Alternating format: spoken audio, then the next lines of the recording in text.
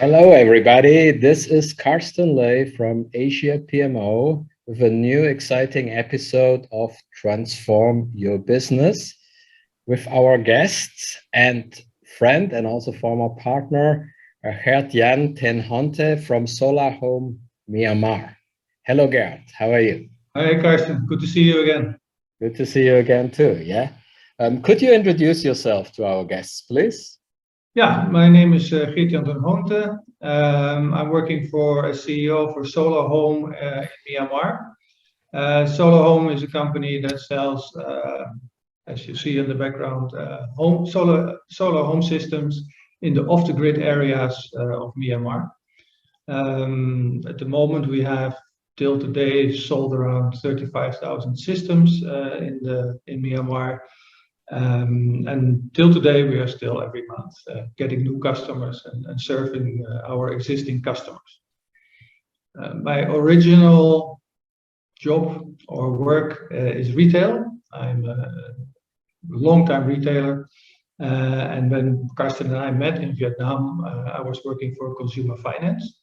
And I'm happy that I have this both experience bringing in this exciting country, Myanmar. Thank you very much. Yeah, it's great to have you here. And we remember our project time together in Myanmar, also in Vietnam. It was great.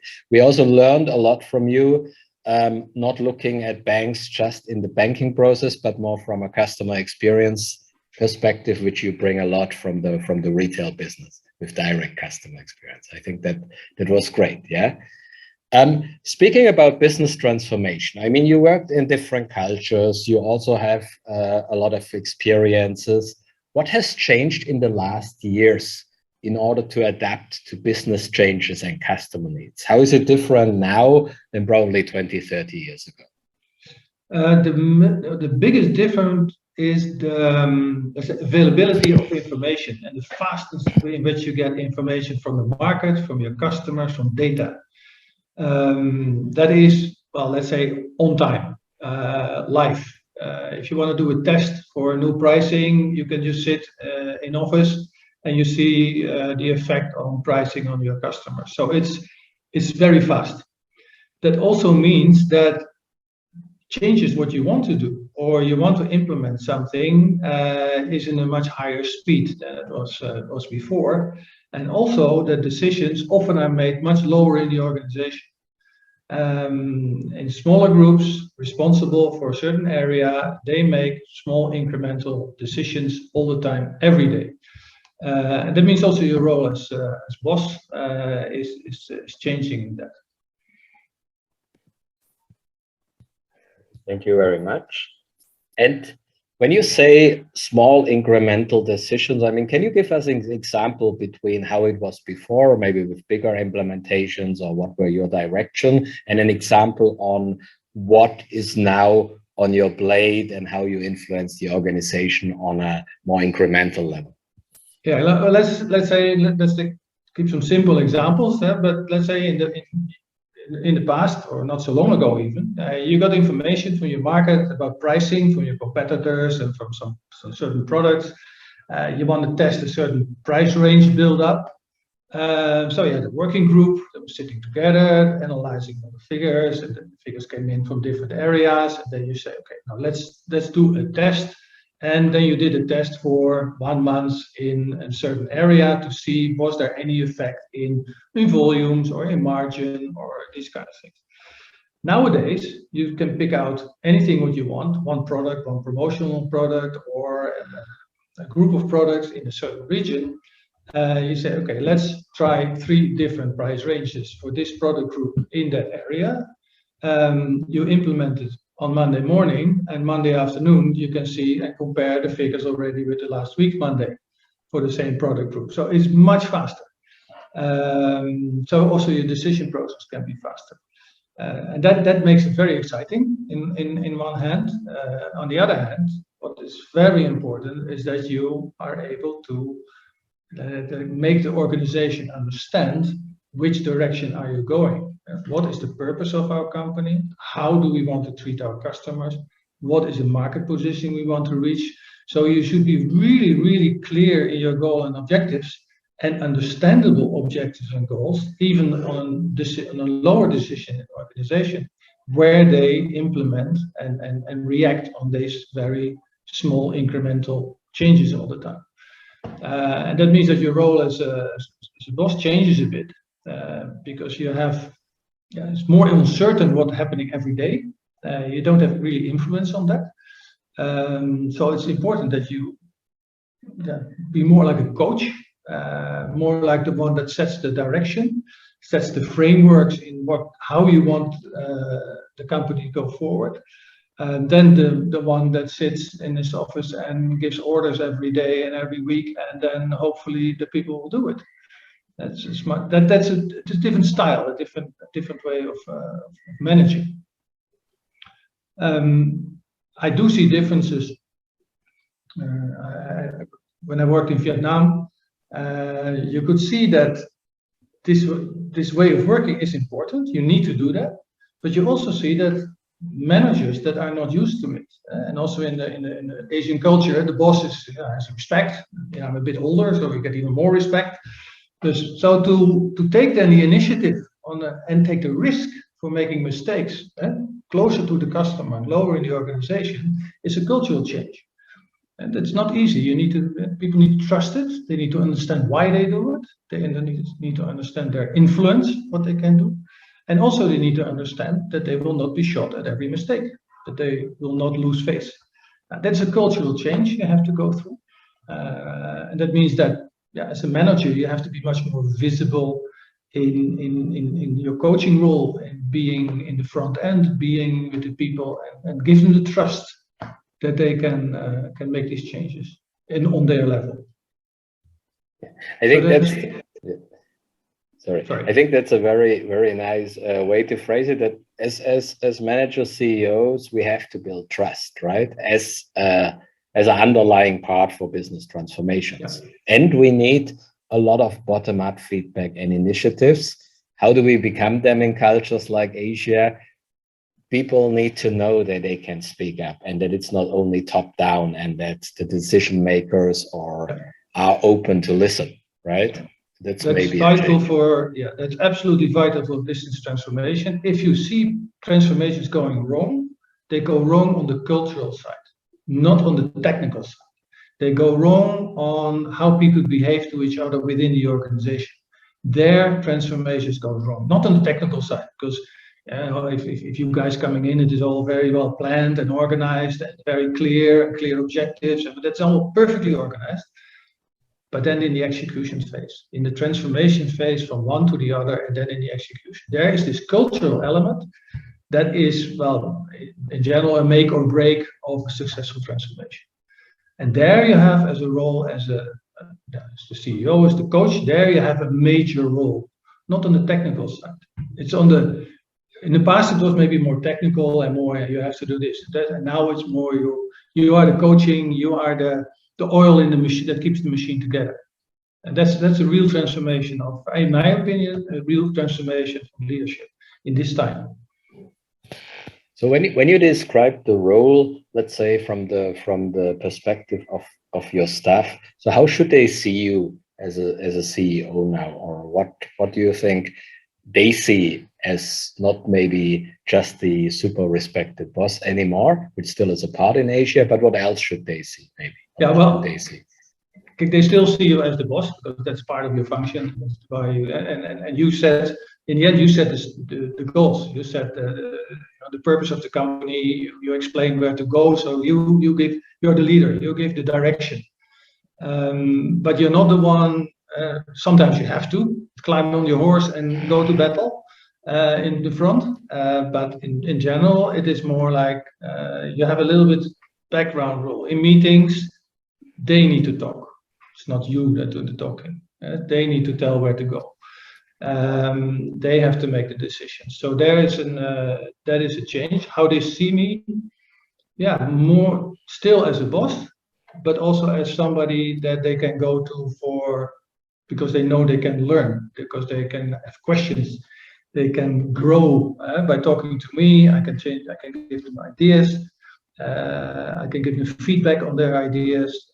So by doing this and by these conversations, people learn from this, and that is an important part. That as a CEO, that you really teach and coach your managers and your younger managers in the organization. And we, like in Agile, we call that the servant leadership, right? As a concept.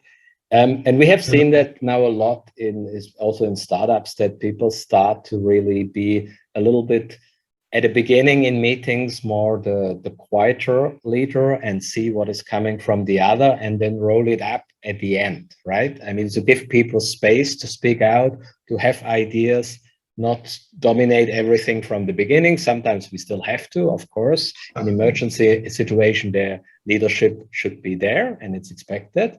But in brainstorming situation, new ideas, transformation, we also have to take a little bit of silent role and a role maybe to wrap things up.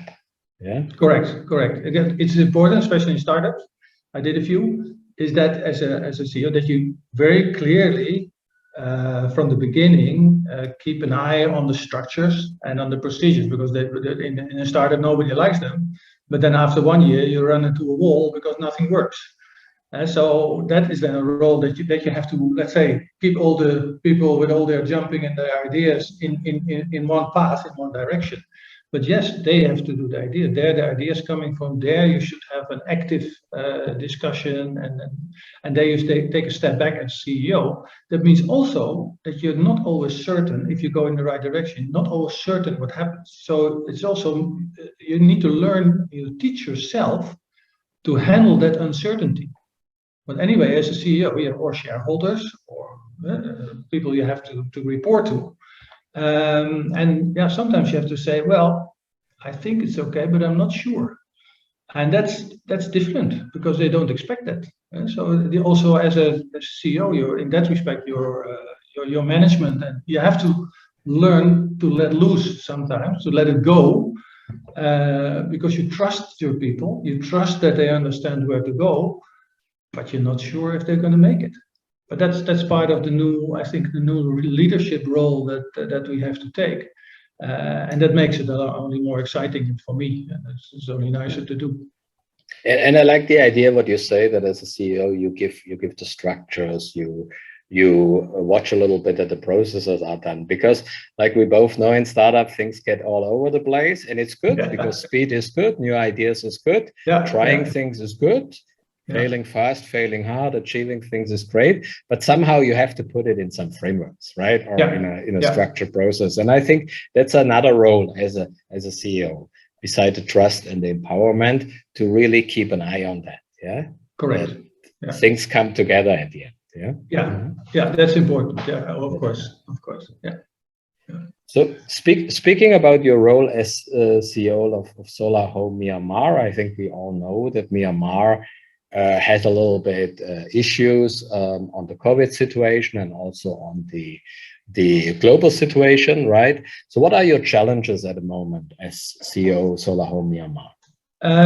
Our main challenges are, it started of course already with COVID, and that the economy was shrinking, and now with the change in political situation, it's not better. The main challenge is the lack of foreign investment capital that comes to this country. The country has a huge potential. Burmese people, the Myanmar people, is fantastic to work with. It's very nice, very friendly. Everywhere when I come to the villages or somewhere, it's like, you're welcome. So that the country has a lot of potential.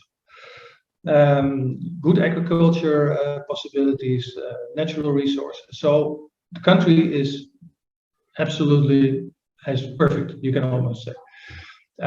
What this country needs is groups like the World Bank that come in with low interest rate capital to build infrastructure to move the agriculture forward, and that's at the moment failing. And also, commercial companies. I mean, there was a quite good textile industry here, and that of course, since the political change, that's diminished. So there's less money coming into the country, and that's hurting the Burmese people. It's hurting Myanmar. That's the problem at the moment. For the rest, it's we still every month our guys and girls are out there selling to getting new customers, serving existing customers. We have some new projects on the road with cooking stoves, with water pumps. So it's still exciting to work here. But the overall situation would need really normalization of flow of capital. Let's put it that way. And one of, as I remember from our projects, one of your major goals is to get things more clean, right? To use solar power instead of what we saw in the village. I mean, I can second that what you said, that the people are fantastic in Myanmar. It's a very exciting country from our project engagement. But one of your missions is to turn the gasoline usage and the burning fossil usage around, right? In the villages, right? Yeah, what they now use inside a hut is often kerosene lamps and candles, and that's a very bad air atmosphere. And then the light changes a lot in that, and there is really a difference if you come to a village where a hut has hour lighting in the evening, or they let's say the old style. On top of that, we bring quality product, so it is really lasting 4 or 5 years. The product, so that has impact, and even after 4 or 5 years, we could change maybe the battery, and it still goes on. So yeah, you improve the quality there, and there are more opportunities to do that. So we are still looking for more ways to now with the water pumps, especially with the high diesel prices for farmers. It's amazing. They save hundreds of dollars per year by having a solar pump. So that's a good direction. More and more solar is used, also because of the bad grid, so that helps.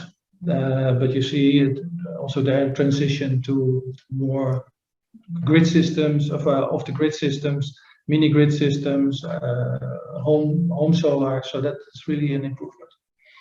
Yeah. And I think to wrap it up, I think were very good insights from you on business transformation. Also giving you experience in different markets and in different organizations and startups. So thank you very much for that. And exciting to hear from Myanmar. I think at the moment we haven't heard so much from Myanmar for 1 or 2 years. So it's great to have you on the show. Thank you very much, GJ. You're welcome, and looking forward to see you once again here. Yeah, let's catch up soon. Yeah, thank you. Okay, see you. Bye-bye. Bye-bye.